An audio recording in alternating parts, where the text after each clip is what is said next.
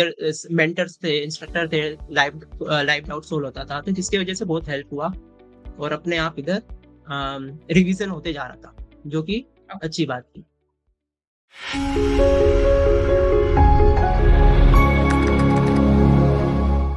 Hi guys, welcome back to our YouTube channel. We are back with another testimonial. Today we have Shubham with us.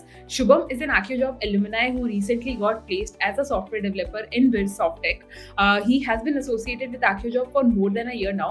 Shubham graduated in the year 2020 and he did it in mechanical engineering. So today we talk to him and try to understand how was the entire journey was for him, because he's someone who has had a gap year, and what was the reason that he wanted to upskill himself in this field, and if he has any sort of advice for anyone who wants to break in this industry. So do make sure that you watch this video till the end. But before moving forward, take a moment to subscribe our channel and press the bell icon so that you're always notified on all our upcoming videos. Now without wasting any more time, let's jump into the session. Hi Shubham, thank you so much for taking out time to do this with us.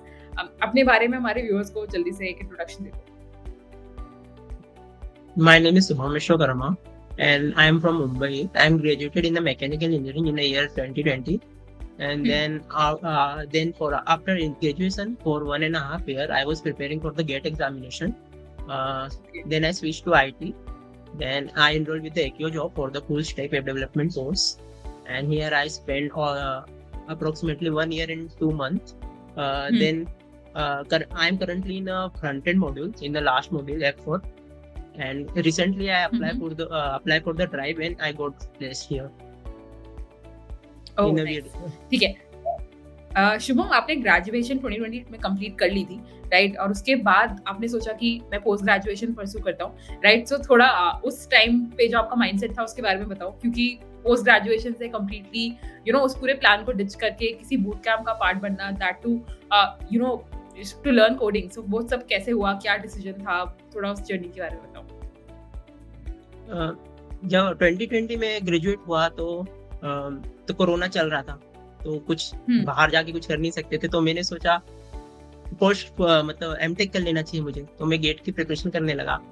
1 साल दिया मैंने, तो marks उतना अच्छे नहीं आए मेरे, तो मैंने सोचा दूसरा साल देना चाहिए, क्योंकि अभी बेसिक क्लियर किया है मैंने. तो बीच में मैं थोड़ा बीमार हो गया 1-2 महीने के लिए, तो मेरी प्रिपरेशन उधर रुक गई. तो मेरे को लगा इस साल भी नहीं निकलेगा, तो फिर कोई प्लान भी होना चाहिए.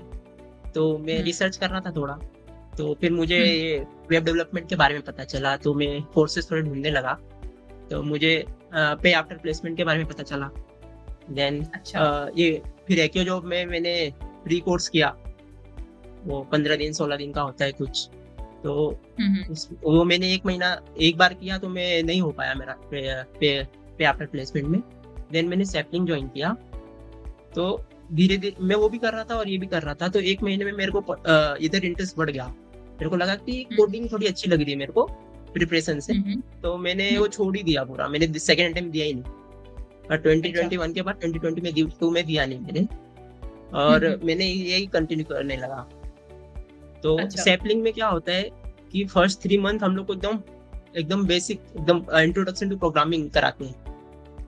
तो वो पहले हम लोग का फाउंडेशन थोड़ा बिल्ड हुआ, तो 7 महीने हम लोग ने DSA किया, 7 महीने कुछ, और मैंने 2-3 मंथ का गैप लिया बीच में, भी कुछ प्रॉब्लम हो गई थी. तो ये ऑलमोस्ट 9 मंथ हो गए, ऐसे 9-10 मंथ. देन बैक एंड हुआ 2 महीने का, फिर फ्रंट एंड, फिर अभी प्लेसमेंट ड्राइव शुरू हुए, तो मैंने पहले ही प्लेसमेंट ड्राइव में देना शुरू किया, तो इसमें पहले ही लग गया मेरा, पहले में ही लगा, तो प्लेस हो गया मैं पहले ही ड्राइव. नाइस. ओके, सो शुभम, जैसे कि आपने बोला कि आपने गेट की प्रिपरेशन के लिए 1 साल तो दिया ही था, सेकेंड ईयर में you are a little bit confused कि whether you should give this time or not. Then you made the choice कि नहीं, मुझे शायद इस चीज में अपने आप को अपस्किल कर लेना चाहिए, राइट? सो अगर मैं कंसीडर करूँ, आपने कोडिंग में 1 साल दिया है और एमटेक की प्रिपरेशन में भी 1 साल दिया है, सो दोनों टाइप की प्रिपरेशन में अगर हमें आपको अपने थोड़े से डिफरेंसेस बताने हो, लाइक किस तरीके की जर्नी थी, वहां पे ज्यादा फुलफिलिंग थी या फिर कोडिंग सीख के, तो कैन यू टेल अस कि दोनों में क्या प्रॉब्लम्स आई और which was the better one for you? पहला डिफरेंस तो इंटरेस्ट का होता है, मतलब दोनों में बहुत हार्ड वर्क करना पड़ता है. लेकिन वो एमटेक करने के लिए, गेट क्लियर करने के लिए मतलब रिवीजन ज़्यादा रखना पड़ता है, क्योंकि 10-14 सब्जेक्ट होते हैं, तो सब 3 घंटे में 14 सब्जेक्ट हमको एक साथ अटेंड करने पड़ते हैं। तो उसमें रिवीजन और याद सब 14 सब्जेक्ट सब एक साथ दिमाग में रखने के लिए बहुत रिवीजन चाहिए होता है। सेम इसमें भी होता है कि पीछे के टॉपिक कॉन्सेप्ट नहीं भूलने चाहिए कोडिंग में भी, जैसे डीएसए में एल्गोरिदम्स होते हैं, डेटा स्ट्रक्चर होते हैं, लेकिन इधर इंटरेस्ट की बात आ जाती है। इधर इंटरेस्ट ज्यादा था तो मैं इधर रिवाइज भी कर रहा था थोड़ा, और वो भी ज्यादा ध्यान भी दे रहा था, जबकि मैंने एमटेक के लिए ज्यादा मेहनत की थी, फिर भी इधर रिजल्ट आ गया, उधर मैंने छोड़ दिया कि या नहीं। तो पहला डिफरेंस ये था कि इधर गाइड था मेरे को, मतलब वीकली कॉन्टेस्ट होते थे, मॉड्यूल टेस्ट होते थे, मॉक इंटरव्यू होते थे, तो मेरा रिवीजन अपने आप होते जाता था। इधर सेल्फ डिसिप्लिन नहीं चाहिए था, उधर मेरे को करना पड़ता खुद से। तो ये अच्छी बात थी इधर कि इधर मेंटर्स थे, इंस्ट्रक्टर थे, लाइव डाउट सोल्व होता था, तो जिसकी वजह से बहुत हेल्प हुआ और अपने आप इधर रिवीजन होते जा रहा था, जो कि अच्छी बात थी। अंडरस्टूड, ठीक है। So I think the only difference that you felt in both the preparation was कि यहाँ पे there was this support structure that you were getting, right? There were consistent, maybe mocks ले लो या फिर contest ले लो, तो वो सब रेगुलरली होता है, तो आप कंसिस्टेंटली अपने आप को पुश करते हो, क्योंकि आपको वो चीज भी क्लियर करनी होती है, राइट? वहाँ पे एंड में सिर्फ बस एक एग्जाम है, उसमें भी देयर आर लिमिटेड सीट्स, तो there is a lot of like luck factor which plays into it, right?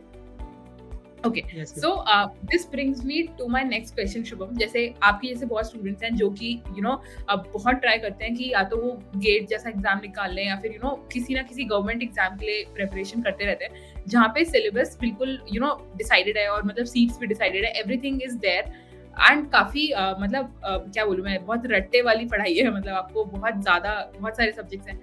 तो ऐसे स्टूडेंट्स को what would you like to tell them, because they are also craving a job, right? But then the seats are so limited there, वहाँ पे luck भी बहुत बड़ा factor है। So any advice that you would like to give to those who are maybe preparing for government exams but they want a good job at the end of the day and want to gate अपस्किल्ड?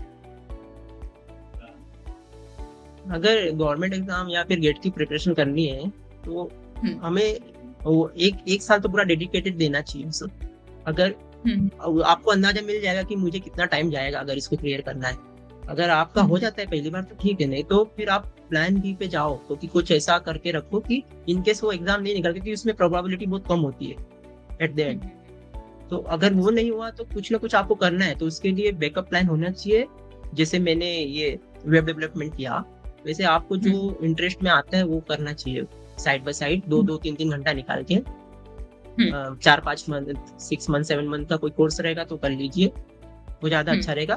फिर आप करते रहिए अपना preparation government का। ठीक है। और शुभम, जैसे आप तो इस बैकग्राउंड के हो क्योंकि आपने गेट के लिए ऑलमोस्ट 1 साल दे दिया था, तो आपको पता था कि आपको कितना डिसिप्लिन रह के इस चीज के लिए भी कंसिस्टेंटली प्रैक्टिस करनी है, तो ही आपको जाके होगा।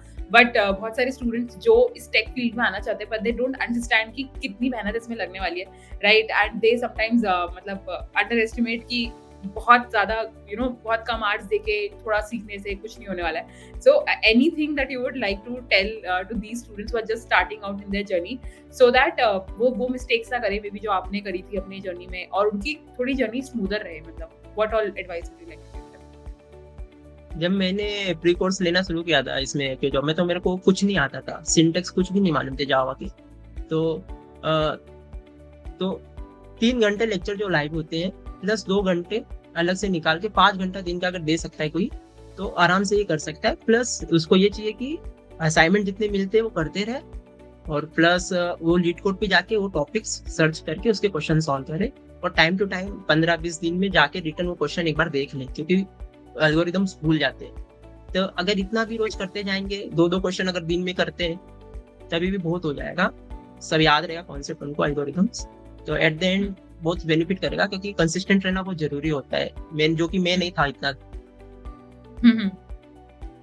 Okay, so I think consistency is the key. Great, yes ma'am. ठीक है शुभम, ठीक है, चलो that was about your journey. I really hope that people who are listening to you right now will surely get inspired from your journey. So now let's play a small rapid fire round, right? I'll just ask you some very simple questions, whichever thing comes to your mind first you can let me know. Okay, so which is your favorite coding language? Java. Okay, and are you someone who likes to study late at night or are you an early bird? Late in night. सुबह सुबह उठ के नहीं. Understood. Okay, and if you had to describe your entire coding journey with AccioJob in just one word, what would that be? It was great. Great. Yes. Okay, awesome. Okay, and one piece of advice that you would like to give to all the freshers out there who just who are starting with their journey, and what would you like to say to them? ज़्यादा करके company DSA पूछती तो DSA करो और daily 1 to 2 question करना ही है, क्योंकि इससे क्या होगा, आप कॉन्सेप्ट नहीं भूलोगे और इंटरव्यू में सब किसी से भी पूछ सकते हैं तो याद रहेगा कुछ ना कुछ. तो रोज डीएसए के प्रॉब्लम सॉल्व करो, देन कोई टेक्स्ट जैसे स्प्रिंग बूट वगैरह या फिर नोड वगैरह, तो उसके डीएसए के बाद जाओ, क्योंकि ज़्यादा करके कंपनी डीएसए पूछती है. तो डीएसए अगर आपको प्रोबेबिलिटी बढ़ानी है अपनी सिलेक्शन की तो डीएसए जरूरी है, क्योंकि मुझे भी डीएसए पूछा गया था. ठीक है. That's great piece of advice, Shubham. Thank you so much again for taking out time to do this with us. We wish you all the best for your future. And yeah, thank you so much.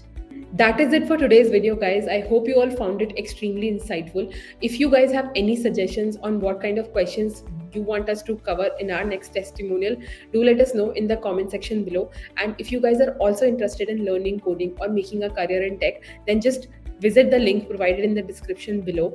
The link will take you to an aptitude test, which will help you in identifying which course is best for you, be it full stack or data analytics. Both the courses have amazing instructors from top IT companies who will be there to guide you throughout your journey. So do make sure that you check out the link provided in the description box below. And if you guys are new to the channel, then don't forget to subscribe the channel and press the bell icon so that you're always notified on all our upcoming videos. And thank you so much for watching this video. We will see you in the next one.